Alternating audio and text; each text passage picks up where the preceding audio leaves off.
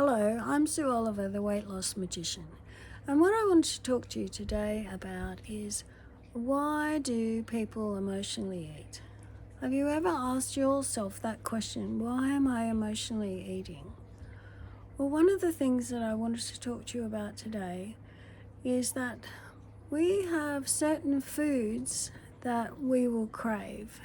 And the reason that we're craving them is that those foods are associated with happy times, usually. So if I give you an example of a client who was craving chocolate.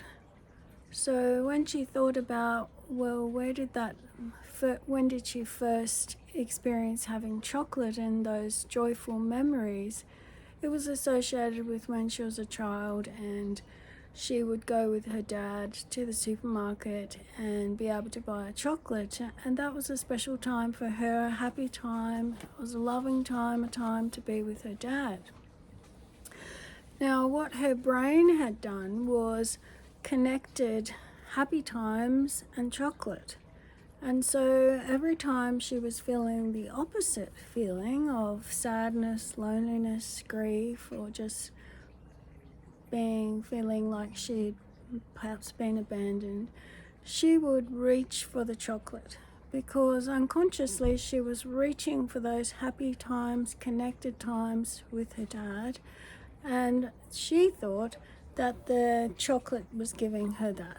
But once we worked through the exercise of disconnecting the food and the emotions, she could feel the connections and the emotions related to her dad without the need to reach for the chocolate. And it means that when she gets those sadness feelings, loneliness feelings, then she has a choice as to what she does, whether she eats or whether she does something else like going for a walk, ringing a friend, doing some sort of other activity that's going to be far better than eating chocolate. So we reach for the food automatically and we're seeking the food for comfort because it's been programmed to something that we've had in the past. It's been a comfortable, joyful, loving, connected feeling with that food when we've had it. And when we reach for it, we're actually reaching for that same feeling. And we need to disconnect those feelings because they're not actually in chocolate. It's just the way the brain's been wired.